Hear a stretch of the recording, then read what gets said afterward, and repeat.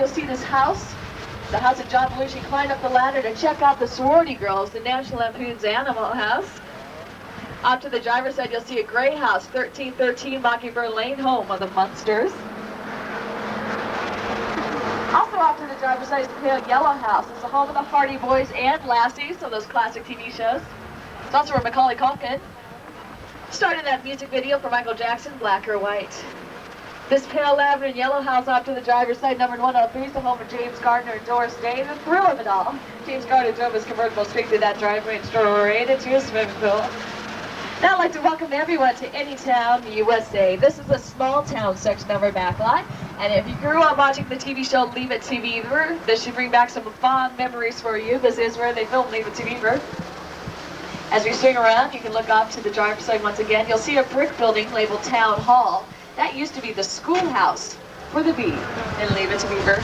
Nowadays we use it as downtown Cabot Cove, Maine for Murder, She Wrote. And for a brand new Amblin production, a movie called Casper, which will come to your theaters very soon.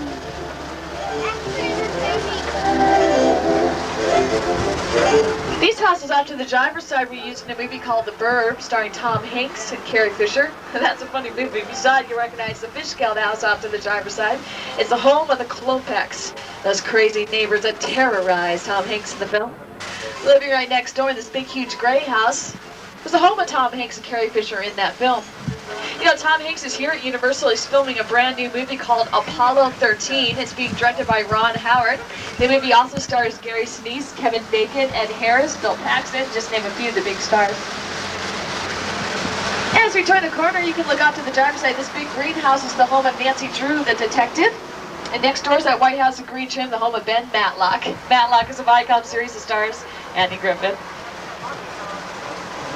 Those are facades, it's just the front and sides of the buildings that you saw in those TV shows. But this house off to the driver's side is a little different. It's not a facade, that's a practical set, which means we can film indoors and outdoors of that house. You might recognize it if you are a Murder, She Wrote fan. It was used in Murder, She Wrote. And most known as the Chicken Ranch, Miss Mullen's Chicken Ranch, in the best little horror house in Texas. You see several houses off to my stride. Down the hill, they filmed a very classic movie called To Kill a Mockingbird, starring Gregory Peck.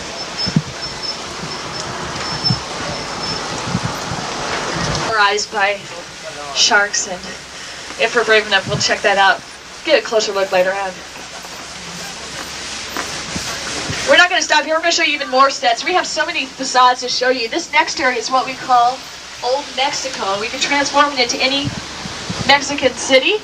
For TV shows like Simon and Simon, a classic TV show, Sequest even filmed in this area, and they also filmed Three Amigos, starring Chevy Chase, Steve Martin, and Martin Short, and Orion film.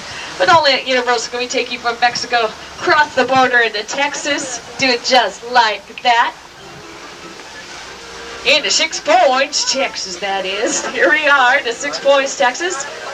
We call this 6 Points, Texas, because we have 6 separate streets that represent 6 totally different western towns. Each town has its own saloon, sheriff station, general store, which allowed us to film 6 westerns all at the same time. Back in the old days, we made over 200 westerns a year here at Universal Studios. Carl Lumley, our founder here at Universal Studios, used to set up bleachers in the streets. He used to invite the public to come on in to see great westerns being filmed live. People could cheer as loud as they wanted to for the good guys and boo even loud for the bad. All of our films were silent back in those days. Outside, filmed through the windows to stay nice and dry. That was used recently for a new Fox TV show called Virtual Reality that you'll see very soon. Up to my side, you'll notice we throw nothing away. This is our prop graveyard. The gray spaceship was used in The Thing, starring Kurt Russell. Many of the Army vehicles were used to make Arthur, starring Gregory Peck. And a small lake off to my side became the entire Pacific Ocean in McNeil's Navy, starred Tip Conway and Ernest Borgnine. I think I should tell you that there is a rumor about this area. It's just a silly rumor, but it's said that the crew of McNeil's Navy left a couple of underwater mines in these waters, but I don't know. Guess it's true. We better look out for some more underwater mines just in case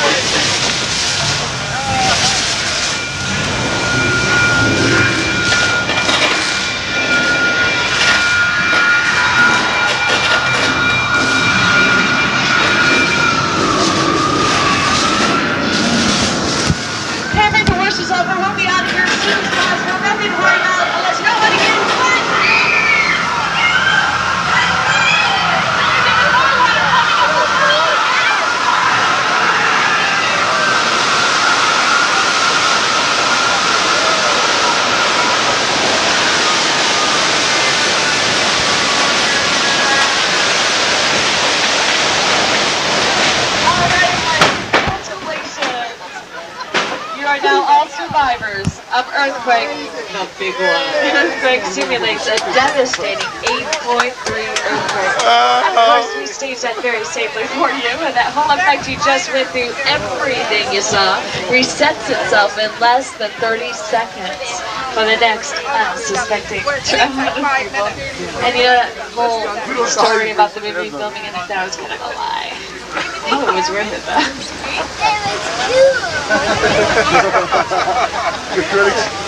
Now, once again, we look out to the driver's side. You get another look of our western streets. Now, I want to point these out. This is the oldest location on our back lot, and many of the buildings on our western streets are built only on a 7/8 scale, which back in the old days gave the illusion of the actors like John Wayne being bigger than life. And they literally were. When the men stood against the smaller buildings, they were bigger and broader, masculine. If you look out to the driver's side, there's a soundstage that we nicknamed the 747 soundstage. Inside we have 2 interiors of airplanes. So if you see a movie with the airplane in it, it was probably filmed inside that soundstage. The movies like Die Hard 2 were filmed there. Harry Met Sally was filmed in this area, inside that soundstage. And even so realistic, those airplanes were also used in airline commercials. Alright folks, we're going to stop telling you about history. We're going to take you back to the future. We're on that very road that Marty McFly, Doc Brown drove that old DeLorean 88 miles per hour to go back in time. Welcome to Hill Valley, everyone.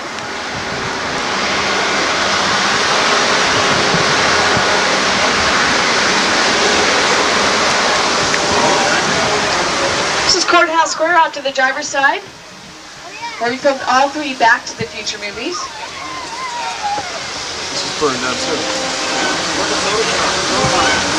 That clock tower should look a little familiar to you, especially if you went on Back to the Future the ride. That clock tower is the same one you crash through. You drive right through to go Back to the Future. That's also where Doc Brown, played by Christopher Lloyd, harnessed that bolt of lightning that propelled Marty McFly, played by Michael J. Fox, Back to the Future. This is the most seen location on our back lot, seen in more movies and TV shows than any other location. This whole area was completely covered with artificial snow and seen in the opening scene as Sneaker, starring Robert Redford.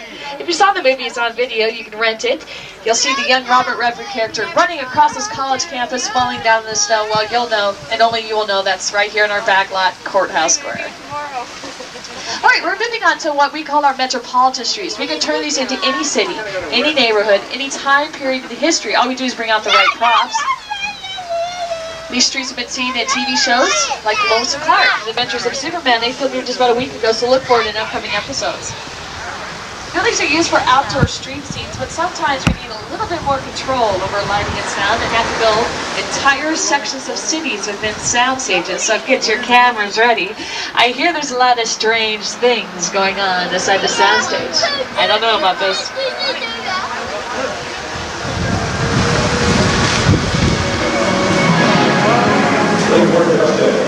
Destruction continues east, causing thousands to flee their homes. Police admit that they are powerless to stop the enraged beach. Military units are rushing to the scene.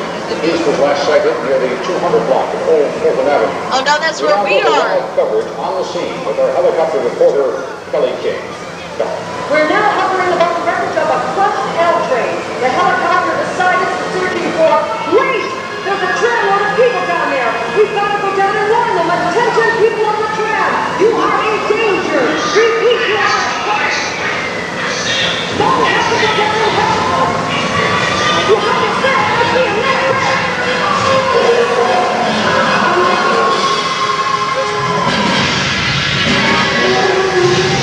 Oh no, look out! Look out, Victor, look out! Oh no, Ray, let's get out of here quick! Uh-oh. I see gorillas in the mist. Oh no! There he is! I don't believe it! It's King! Oh! Look out! Oh no, he's got a hold of the cables! This is pretty good!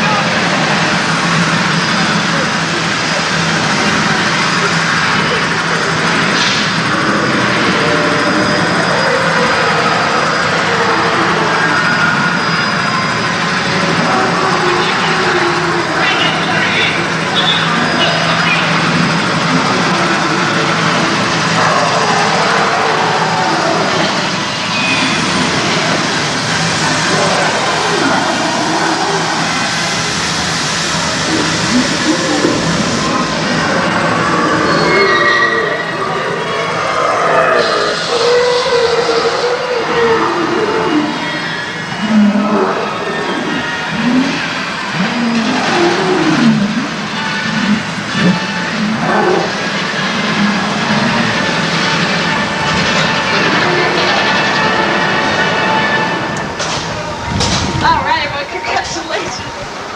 Help Ray, you survived King Kong, the world's largest animated creature. He stands at over 30 feet tall, weighs over 13,000 pounds, 600 pounds of which was all hair.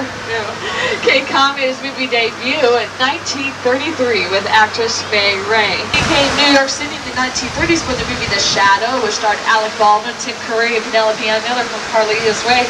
For The Shadow, they filmed that all right here in our back lot, so they really transformed this area into the 1930s.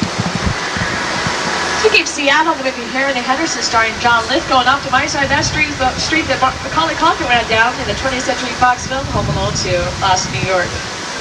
This became London at the turn of the century in Bram Stoker's Dracula, Columbia Picture, and London in Wayne's World 2, a Paramount film. Right now they're getting ready for filming of a new movie called How to Make an American Quilt, a movie that will star Winona Ryder, filming right here at Universal Studios.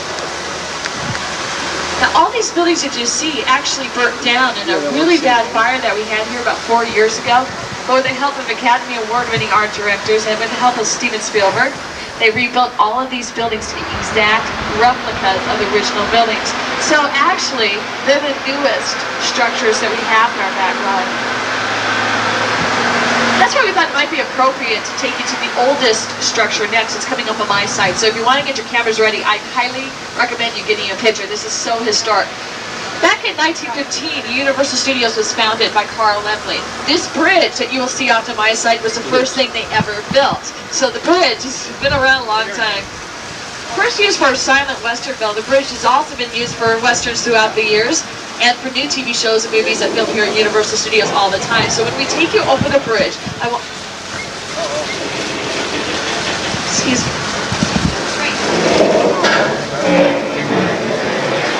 Folks around the able to take over the bridge today, I apologize. We're going to take a back road, a side road, to show you a great view of the back lots. What do you think? He's just joking, you guys. We're not really going over the bridge. We're not going over this bridge. We're not... Okay, that's... Come on, Ray. We're not... Okay, this is part of the tour. Actually, we're supposed to go over the bridge. There's nothing to worry about. If you want to look out to my side, now notice the backs of the facades that you see. They're made of...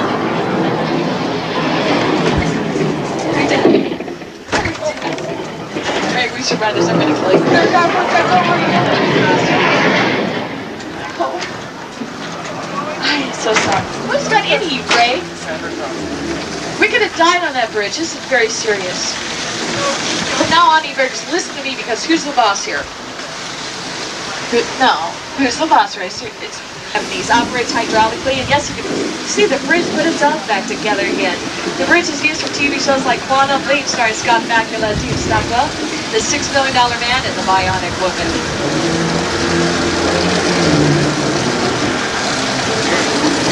We do have a lot of illusions for you today on this tram ride tour, but when it comes to our movies and TV shows, we're a little bit more serious. We want everything to at least appear to be realistic for the cameras. That's why we have this very, very large greenery department off to the driver's side. We have over 5,000 different plants and trees that range from the size of 2 inches to 30 feet tall. They're all film I highly recommend. The A-Team band from A-Team starring Mr. T and George Papard. Several picture cards from Back to the Future. There's the DeLorean, the flying taxi cab from the year 2015, and the black convertible that Biff drove in the 1950s. But do not put your cameras down, because something big is up ahead. Actual sets used in a movie called The Flintstones. Welcome to Bedrock, everyone, where we filmed The Flintstones. These sets were used, and off to the driver's side is Barney Rubble's house from the film.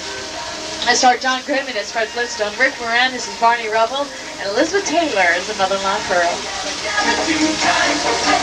These are prehistoric picture cars off to my side of the tram.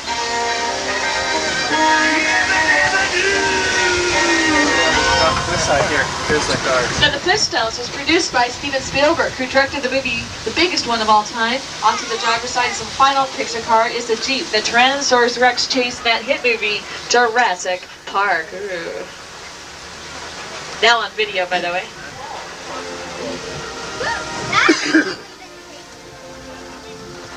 Actually, if you haven't seen Jurassic Park, see it. It's on video. You can actually own your own copy. See the Tyrannosaurus Rex, the Raptors, all the dinosaurs whenever you want to. Some of that movie is filmed right here at Universal Studios on the sound stages, and the rest was filmed in Hawaii on location.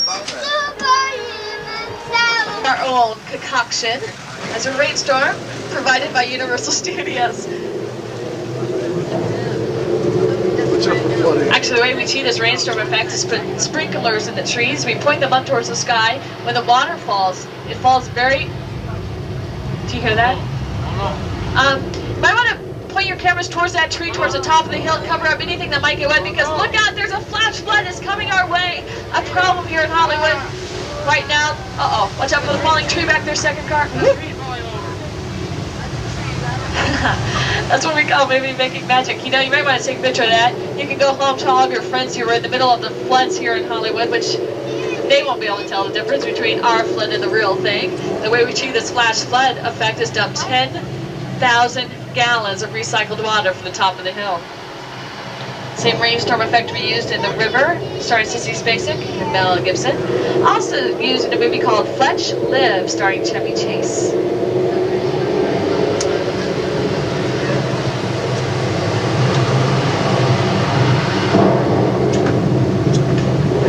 You might want to take your seats because we're moving on. Once again, you know, Chevy Chase filmed 3 Amigos in this area that we call Old Mexico. Once again, look at these buildings. They are not real. In fact, all the buildings that you've seen today on the back lot are fake buildings. Styrofoam, foam, rubber, fiberglass. You can see a little bit of chicken wire sticking out there. What we call facades.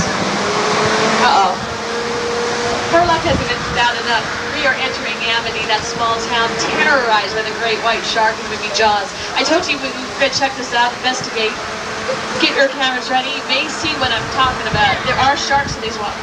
Wait a minute, what's George doing now? That's our friendly fisherman George out there, see him? He's been trying to catch Jaws in that small fishing pole, which is noble but crazy. And whoa, wait a minute, Ray, stop. We need to warn George! Hey George, there's a shark coming in, buddy! No, I'm not kidding, George. Really, there's a shark. Look out! A shark! What? A shark, George! Oh no! Help! Help! Help! Oh, George. She had a lot of guts, didn't he? Oh, good. See that yellow float attached to the pier out there in the middle of the lake? Look, come straight out towards the ankle. Look, if John takes a shark, you just might get a picture of a great white. Why is that music playing?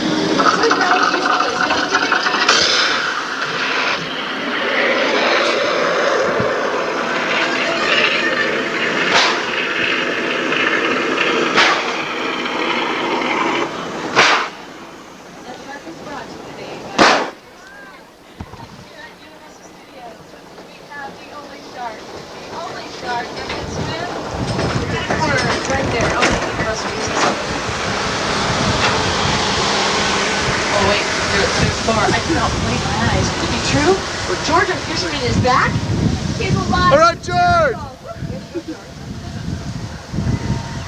you do not get a picture of John's Lake or George, you do have a second chance. As we go up this hill, look very closely off to the driver's side to get a nice view of John's Lake, which also doubles as quaint cabin cove made in the hit CBS series Murder, She Wrote, starring Angela Lansbury.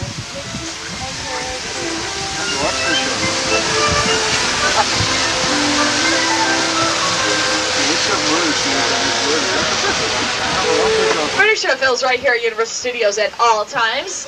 Quite often on soundstage on our front lot, but also throughout our back lot as well. I've been mentioning it during the tour. In fact, once again, off to my side, you'll see more locations used by Murder, She Wrote, which stars Angela Lansbury and Jessica Fletcher. Murder Show filmed a lot last season at Miss Mona's Chicken Ranch, the best little horror house in Texas, off to my side of the tram. We drove past it a while back, but I wanted to point out something else about the Chicken Ranch. Remember how I told you it was not a facade, you could film indoors and outdoors? Well, the Chicken Ranch splits down the middle. So you pull it apart like a big huge dollhouse, and that's how they film the indoor scenes. Of course, it is used for Murder She Wrote. In fact, Jessica Fletcher does all of her gardening right in the backyard of the Chicken Ranch.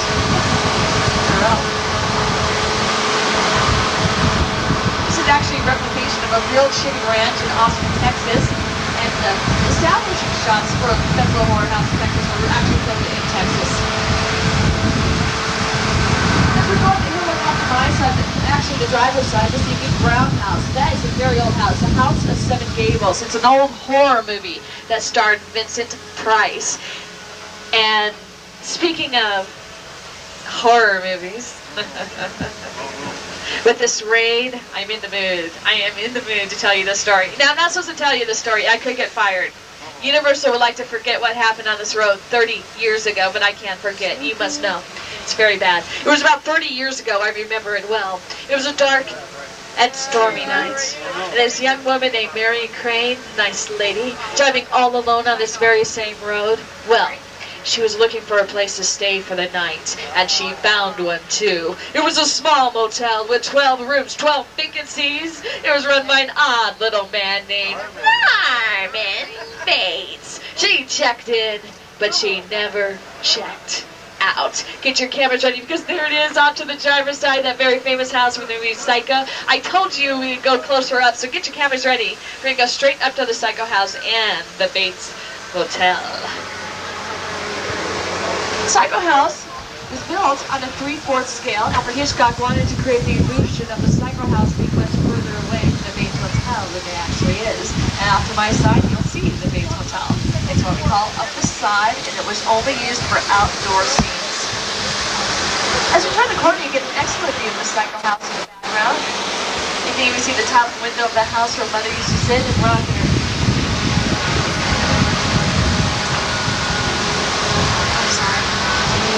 I just thought I saw someone in that house. Did you see that? Look at me like I'm crazy. I'm used to that. I've seen something in that house 4 days in a row. I tell the driver, hey, you're naughty. And then they laugh in the very friendly, call me names, right, Ray? Yeah. Do me a favor. Look out to the driver. Say, look at that top window. You see what I saw? Please tell me. Was that top window, the one place? And then bend down and look way up there, because I saw it yesterday. It was pretty far back. Ray, would you just look? Come on, Ray, look. Did you see that? Did you see that? You saw it. You saw it. Yes. Ray, I have proof. They saw it. They saw it. It's Mother. She's still rocking it. Ray, I'm not crazy. I'm not crazy. Tell me how to drive it. I'm not crazy. I'm not. You know, this log cabin next to the Psycho House is much different. We filmed indoors and outdoors, and it was used in Naked Gun 33 1/3, the final insult, a Paramount film starring Leslie Nielsen, and The Great Outdoors starring John Candy and Dan Aykroyd. That red log cabin off to the driver's side was used in a cable series called Tales from the Crypt. In fact, we have a movie out in theaters right now based on that cable series called Tales from the Crypt presents Demon Night. So check it out. It's in your theaters right now. Off to the driver's side, on top of the hills, the neighborhood where Beethoven lived in the first movie starring Charles Grodin, and in the sequel Beethoven's Second. And off to my side, you can't miss it, is the largest standing backdrop in Hollywood. It's being painted right now. It used to be a blazing sunset for Sequest and DSV, and a Guns N' Roses music video on MTV. At one time, it even became the Bahamas for Dogs for Revenge, starring Michael Kennitt. I wish we were in the Bahamas right now. I'm cold and wet. That happens when you travel up to 12,000 feet elevation like we have. With all the rain, we got a little snow up here last night. This is a lot for us. The road we usually take is sort of blocked off, but we're going to take a shortcut through this ice tunnel, which is safe. Of course it's safe. As long as you stay very, very the slightest good tree now. Please don't do that. Don't do that. Let's just do it. Let's go. I said, be quiet. I said, shh. We're gonna die. Say a prayer. We're going to die. I can't believe it.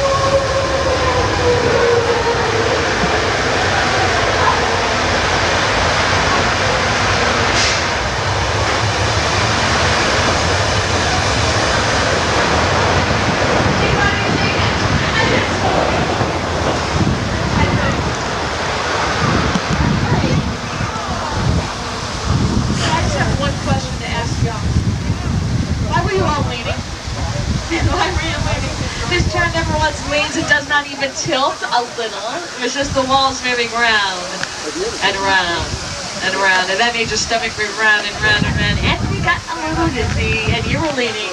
And you know who you are. Don't feel bad because we go through this 5 and 6 times a day. You think we would catch on by now, but no. Rain falls right every single time, so don't feel bad.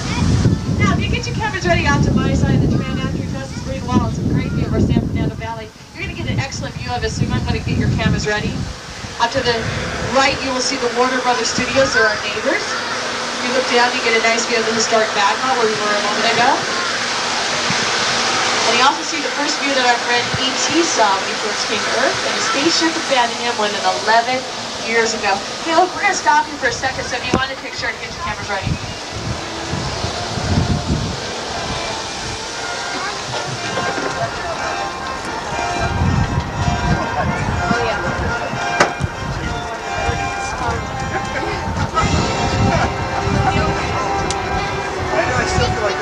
Until Jurassic Park came along, E.T. was the #1 box office hit of all time. It had been for over 11 years. So impressive. Then Jurassic Park opened, things changed big time. Within only months, it moved up to the #1 spot. Took it away from E.T. Well, folks, the tram tour is almost over. You might want to pull out your show schedules and your maps and decide what you're going to see next. There's so much to do. You want to plan ahead. If you want to stay up at the entertainment center where you're at right now, you can see all the live entertainment shows, like the Wild, Wild, Wild West Stunt Show with Florida LA, our Analog Actor Stage, the actual people who stayed young in you show, the Flintstones live entertainment show. Those are all upstairs and they're scheduled showtime, so plan your day around that. Revolutionize human communications. Sign-ups responses. The cerebral melatonin are transmitted interpretations from here, thus translating these word intelligence into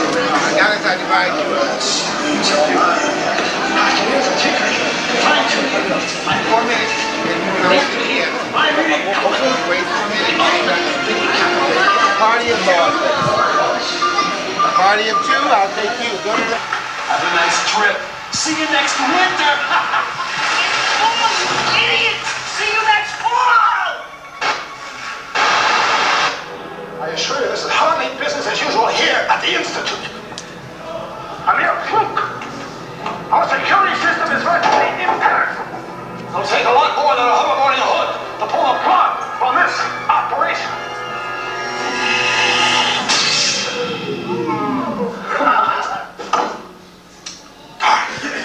Darn.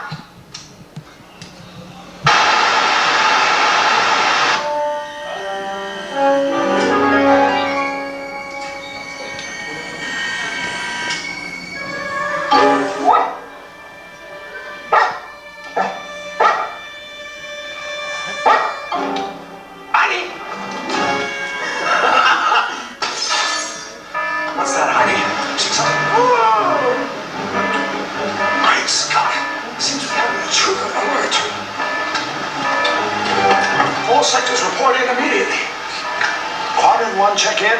Quadrant 1, locked and secured, Doc. Level 2, check in. Locked and secured, Doc. Section 3, check in. Sector 3, locked and secured, Doc. Zone 4, check in. Zone 4, do you copy? I'm a butthead.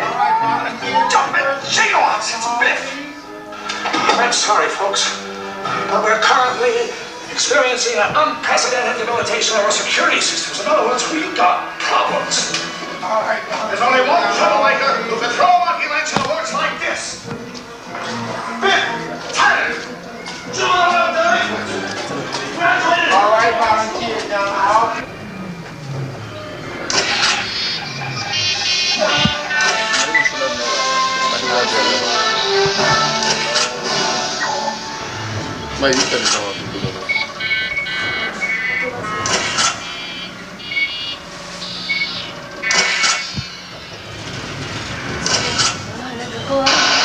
Now, please stand by for an important message from the Institute's Chief Inventive Officer, Dr. Emmett Brown. Now that you're here, time travel volunteers, I can give you your pre-flight briefing. There's a lot you'll need to know if you're to successfully cross the space-time continuum. We'll have to hurry, though. The Biff's still on the loose. Anything could happen.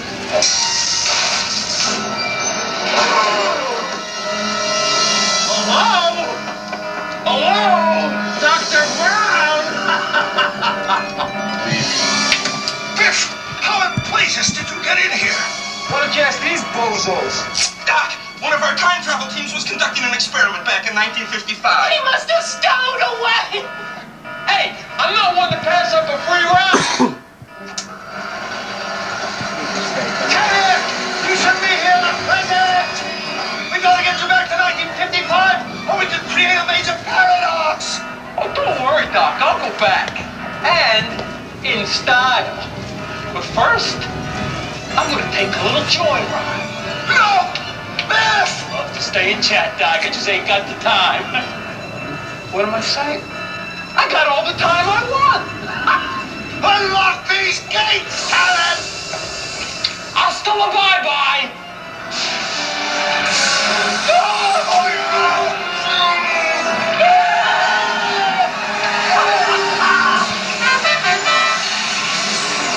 He's got the DeLorean. This is terrible. He's going to alter time.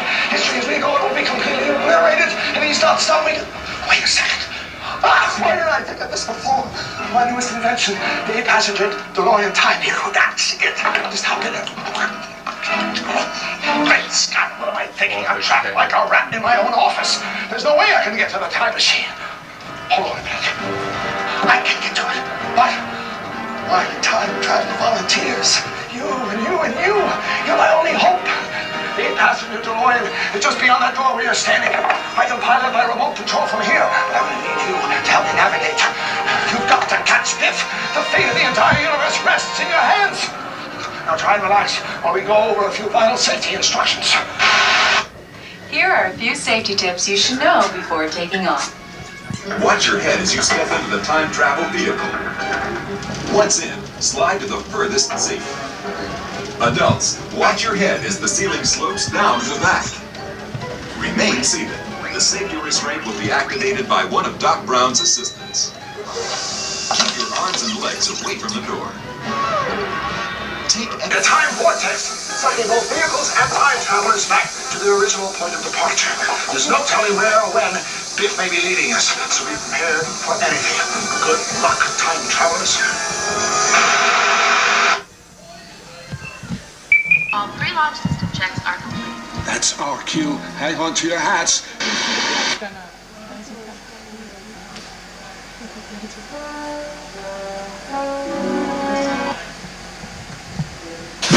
Don't forget, when you see Biff in the DeLorean, accelerate to 88 miles per hour and bump him.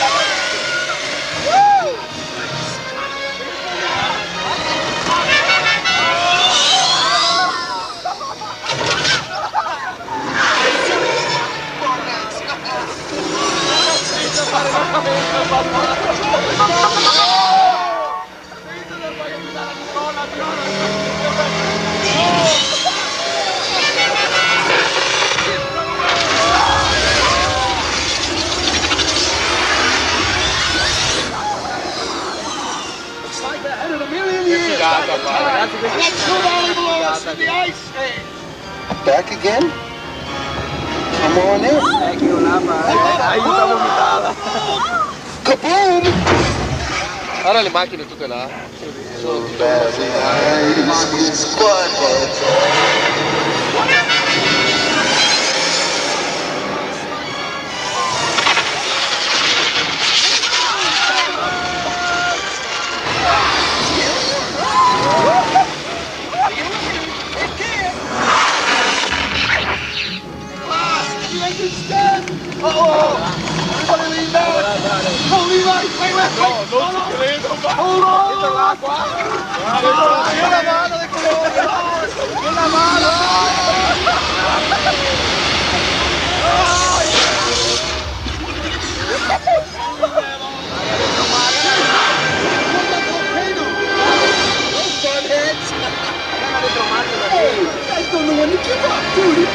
Guarda che sanno i miei ieri erano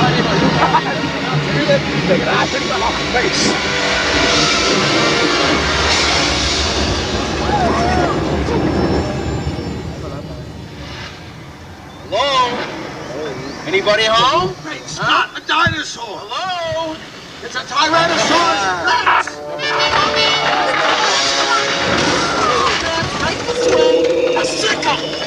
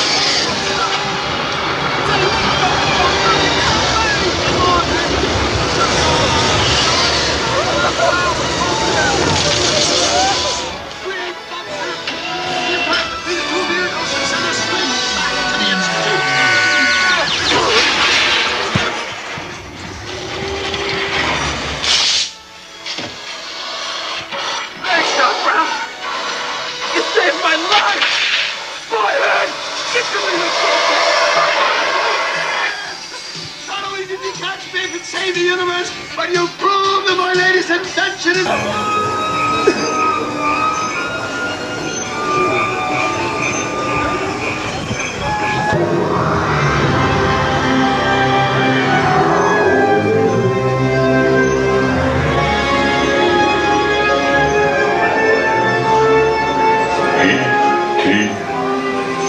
Where are you? Our planet is dying.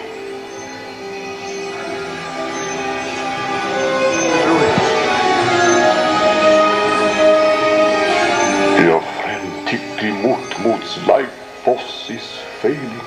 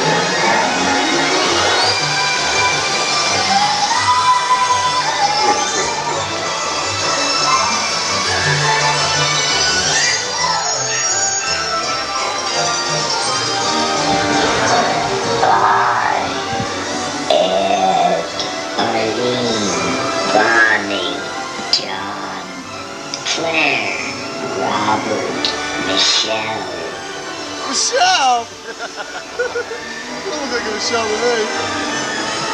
You just slapped your face. Oh, poor Michael. Michelle. You know what? Billy used to start with Michael. That's the problem. The finale of the film. We have a whole warehouse. Fire. There was a fire in the center office. Burned up everything in the room. Ran out of oxygen. Oh, it may look quiet now, but that is its deception. For hiding inside unburned natural gases, waiting for a breath of fresh air.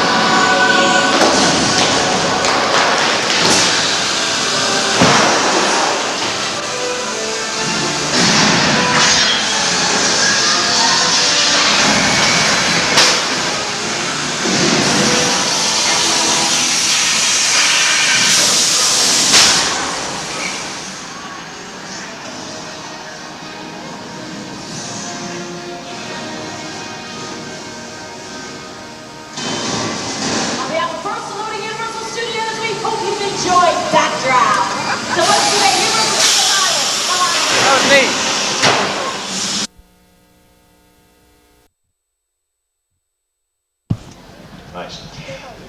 We're going to show you some special effects today. In fact, we're going to show you some movies and television clips and show you the special effects up on the screen first, how the special effects looked on the screen, and then we're going to demonstrate how those effects were done right here on stage. I should say you're going to demonstrate them, at least you're going to help out.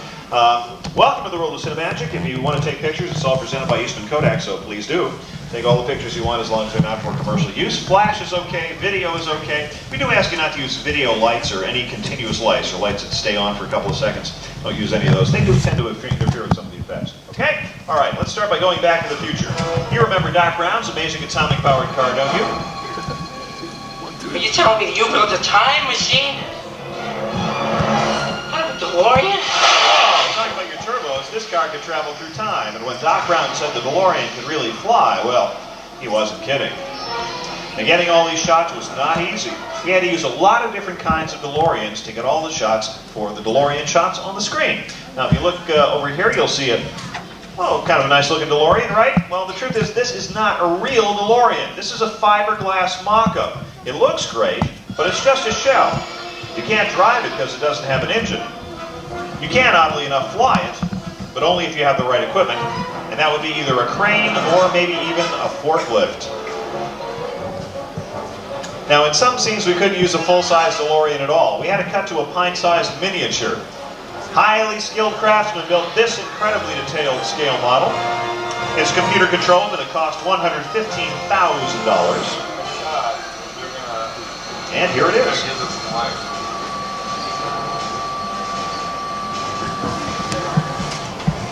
Now, this miniature was filmed in front of a blue screen. That allows us to put any background we choose behind it.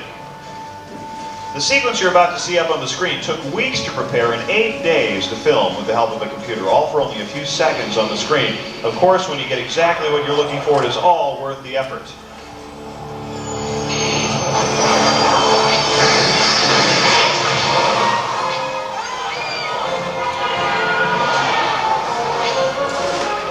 Well, let's see, we have Doc Brown, Jennifer, and Marty in the DeLorean here, right? Well, so it appears. The truth is that they're not really in a DeLorean. They're in the interior of a DeLorean. And that is mounted on a device called a gimbal. A gimbal creates the illusion of motion. We add some weather effects and lighting effects on top of that, and the illusion is complete. We're going to recreate that scene for you right here on our stage in a moment or two, but I've just been informed we need to find somebody to play Doc Brown. Daryl didn't quite make all the requirements. I said they were specific, and they're darn careful about that. Need to find somebody between 5'8" and 6'2". 100 to 200 pounds, between the ages of 18 and 50, not afraid of heights, and, well insured, I guess. Who'd like to be Doc Brown for us today? You want to give it a shot? You sure? You fit all those requirements, right? Okay, what's your name? Kenny, where are you from? Omaha, come on up. Hey, you guys like members of some secret organization or something? They're all wearing these little yellow robes. What is that all about? Oh, they're going to take you back there. Okay, Kenny, thank you very much. And action. Start rocking that car nice and smooth up and down. Beautiful job. Jennifer is smiling in terror. That's right. All right, we're going to add some weather effects now. Some wind. Drive that car, Dustin. Wind, clouds, headlights to simulate traffic. A little bit of rain. Some windshield wipers. Oh, you're looking good. Look terrified, Jennifer. You should be terrified. Marty can't see over the steering wheel. Scream, Jennifer, scream! Or just laugh a lot. Either one. Good. Like it, cut it, print it. Beautiful job. Let's have a nice round of applause for our volunteers for helping us out today. Hey, thank you. Did a good job there. All right, have a seat down there in the front row and join your family later. How did those actors stay up in the air? Well, it was special effects. Okay, really, it was a truck. What appears to be hover power is actually horsepower supplied by a truck, but that's only in some scenes. In other scenes, Griff and his gang and Marty are held aloft by sturdy wires. Those wires are made invisible through the use of computer graphics. This time-consuming and expensive process actually scans every frame of film and then replaces the color of the wire with the color of the background, making the wires invisible. It's an amazing process. Here they are filming at Courthouse Square on the Universal back lot. As you can see, it's a good-looking set. They did a great job making this set look like the different time periods in Back to the Future. And of course, that took a lot of work. You'll recognize the different time periods in the movie, and of course, I'm sure you'll recognize the scene where Doc Brown, played by Christopher Lloyd, is on the tower trying to get those cables together before the lightning strikes so Marty can get back to the future. But guess what? That wasn't done out in Courthouse Square. The scene with Doc Brown was done inside a soundstage just like this. Because of a stage like this, we have better control over all the effects. Lighting, weather, and even sound. As we're about to prove with the help of Kenny. Hey! Oh, it's not Kenny. Kenny's, what, too tall? He's just not there. Oh, okay. Well, you know, it's one of those days. So, where are you from? Texas, okay, very good. All right, and you're going to be Doc for us today. Oh, these people up here. Okay, now listen, Doc, very simple scene now. As you probably know, the lightning is about to strike the clock tower in the middle of this big thunderstorm. And when the lightning strikes the clock tower, Doc has this cable rig, so it'll go down the cable, hit the DeLorean, and send Marty back to the future. But, problem is, of course, the cables come apart. So what you have to do is you have to put the cable together when I call action, all right? All right, from our camera's point of view, it looks like you're high above Courthouse Square. Let's start those weather effects. A little bit of wind, some clouds, some headlights to simulate traffic, a little bit of rain,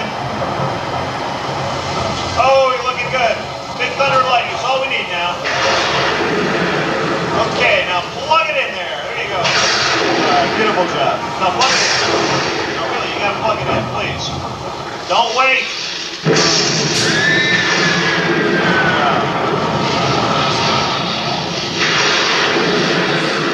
Oh man, I hate that when that happens.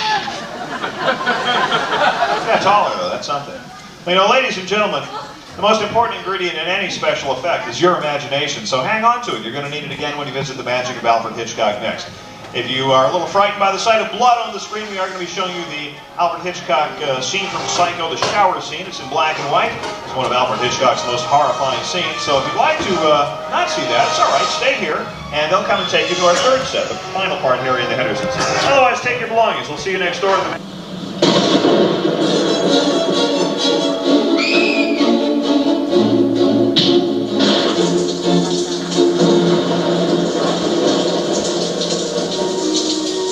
Gee, sorry I didn't hear you in all this rain.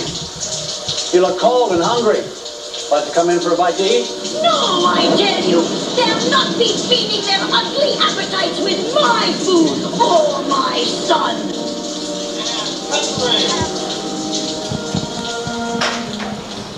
Alfred Hitchcock's Psycho. The story of a young man and his mother. One of them being not quite, well, you know. Hi, I'm Anthony Perkins. As you may recall, I played the role of Norman Bates in what became the most famous of all of Hitchcock's films. Hitch was a master storyteller. He loved to make movies that would keep audiences in his total control.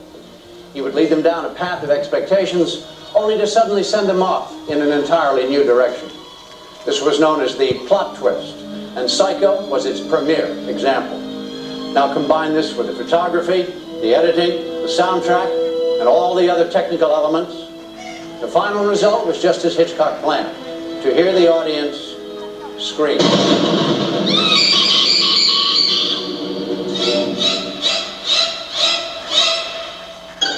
Ooh. Scare you? Pretty good, I bet, huh? Now, Alfred Hitchcock was quite good at scaring people. He was a master of using the camera to create terror and suspense. He was systematic in calculating in his use of camera angles. Every shot was carefully storyboarded or drawn out long before he gathered his cast and crew here on the Universal Studios lot. By planning a series of images, Hitchcock was able to imply the violence in the scene and really leave it up to the audience's imagination. Now, when Hitchcock did the shower scene in Psycho, he built scaffolding around the shower set. Then he mounted his cameras in specific locations to get just exactly the shot that he wanted. Janet Leigh stood in the shower, being photographed from the many camera angles that Hitchcock had chosen, much as the cameras are picking me up right now. During the final stages of filming, I guess Hitchcock felt that Janet Leigh's performance was getting a little bit tired. So according to Hollywood legend, he wanted her to have that shocked expression on her face again. So he replaced the warm tap water in the shower with ice cold water from a refrigerator just to make sure that she was shocked. She was. Her performance, along with the chocolate syrup that was used for the blood going down the drain, were the only ingredients that Hitchcock needed to create a truly terrifying and memorable scene. So here it is. A scene that really shocked him back in 1960. So much so that many people actually stopped taking showers and started having themselves dry cleaned. Very scary scene. Remember, it's only a movie.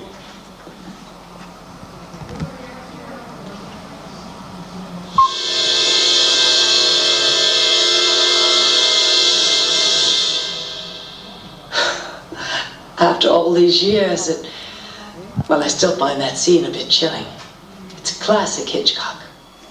Hello, my name is Kim Novak. I did a film for Mr. Hitchcock called Vertigo. It also involved icy water. Despite the fact that I never learned how to swim, Hitch had me jumping into San Francisco Bay. Fortunately, I had Jimmy Stewart to rescue me. Alfred Hitchcock used an endless variety of tricks and techniques to create the illusion of reality in his films. For instance, when we made Vertigo, Jimmy's character is petrified of heights. So Hitch dreamed up an amazing effect that combined camera movement and model photography that gives the audience the dizzy sensation of vertigo.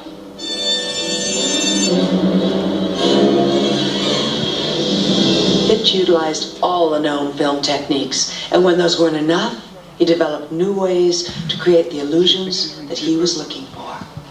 A favorite trick was his use of blue screen or matte photography to create exotic, dangerous situations without ever leaving the studio in Hollywood.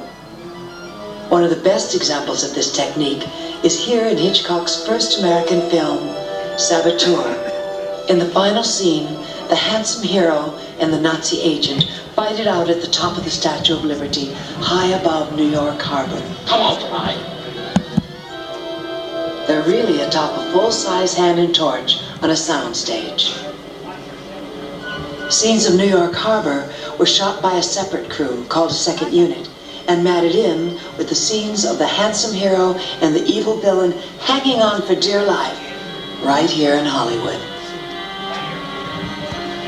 Well, now, of course, it'd be far too dangerous to have Norman Lloyd and Robert Cummings up on the Statue of Liberty, so Hitchcock did it inside a soundstage just like this. And if you look at the screen, you'll see how. Looks like Norman Lloyd's in for a big fall here, but the truth is he's not really falling, he's actually sitting in a chair. Yes. The old is a blue screen, and anywhere the camera sees that color blue, it replaces it with another background. Of course, it looks black on our screen. We're going to demonstrate this for you right now and give you a little better idea how it was done. We're going to do the scene just as Hitchcock did it many years ago, nearly 50 years, in fact, over 50 years ago. So we've got our volunteers in spot here now. Daryl, you're looking good there. Move, put your arms up like you're hanging on. Yeah, perfect. And move forward just a teeny bit, just a little bit forward. There you go. Now we're going to replace your background. You'll notice that Daryl is standing on a blue floor, right? So anywhere the camera sees that color blue, it replaces it with some other background. Whatever the director wants. We can put you into a variety of unpleasant situations, Daryl, but I think we're just going to have you hanging on the Statue of Liberty today because you're going to be the villain in the first part of the scene. So think villainous thoughts. I'm going to be with you in a moment. Now, when we come to you and I call action, I want you to pretend, act. You are the villain, you're hanging on the Statue of Liberty, you're about to fall off, you're looking up at the guy who's trying to save your life, but he's not going to be too successful at that. So be really terrified, okay? Now, for the person falling off, we're going to switch the villain duties over to Ken, who's going to do the big fall for us today. And Ken, you're going to be falling off the Statue of Liberty. That could be a little scary, so do look terrified. When the camera rig in front of you goes up, I want you to lie back, wave your arms, and kick your legs like you're falling. You saw how this blue screen effect works. Well, this is a blue screen, but we combine it, just as Hitchcock discovered how to do it. He combined it with a camera rigged to fly up away from the actors. So when we do that, and the camera goes up, Ken, it's going to look like you're falling. So I want you to lie back, wave your arms, and kick your legs like you're falling. And of course, you should look very concerned. Okay? All right. Stand by, ladies and gentlemen, for the final scene from Alfred Hitchcock's Saboteur. Today, and today only, starring Robert Cummings, Daryl, and Ken. And action!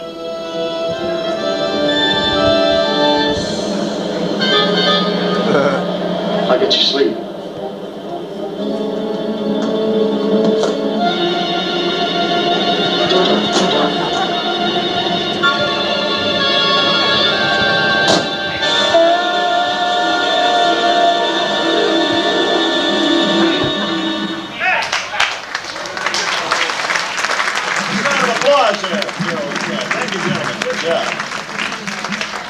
And with that delightful bit of Americana, we reluctantly drop our curtain. My mic is louder than yours. It's done. We'll send it to the network. Believe me, they're boneheads. They'll never know the difference. Here we go. Ready?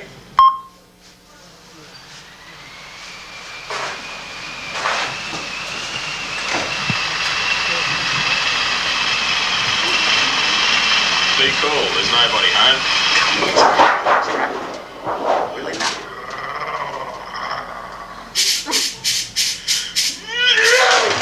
Sneaks. Okay, you ready on the rate, Tom? Thunder. We're up to number 3, big crowd.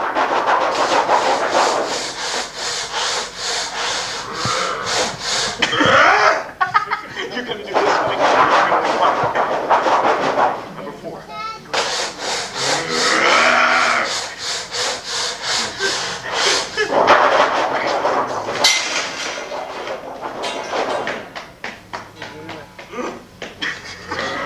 Are you watching the same thing we are? Okay. Sure. Just do anything. You're doing great.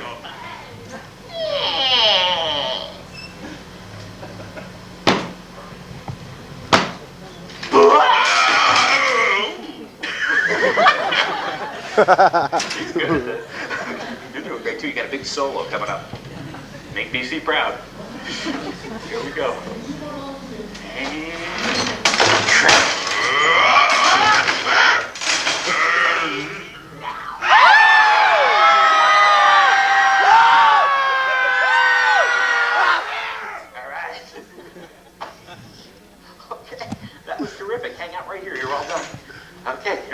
big roar at the end? Okay. Star is born. Get ready. That was the best Crashbox work. That was really good. Oh, a little more thunder, too. Okay, when that light goes on, it's your big break.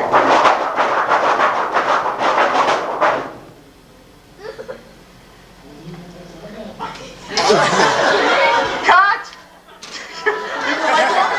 It didn't? It didn't light up like that, huh? You didn't turn on her cue. We have Forrest Gump in the booth today. All right, we'll do it again, okay? That was a rehearsal. It was not your fault. Hey, Charlie, you messed up the cue. Run it again. No can do. The network called. What? We go live to the satellite in 1 minute. Thank you. All right, look, run everything we did get. When we get to the roar, just punch up the mic and she gets to send her part out live, right to the satellite.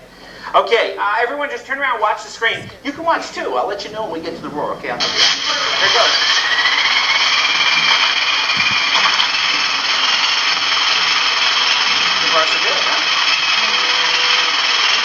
Stay cool. Isn't everybody high? This is great stuff. Watch the Steve. You were great. Yeah, it's another wet and rainy one out there tonight. We got reports of It's like a hurricane. That was good.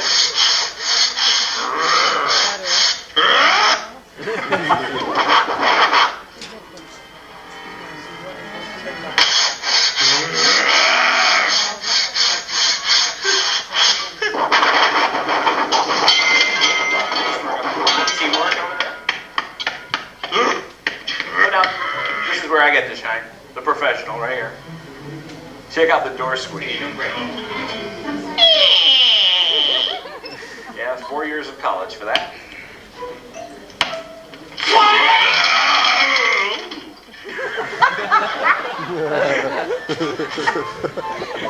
Tim Allen on Home Improvement. Oh, this is your big solo on the Crashbox. Watch this. This is great. Here it comes.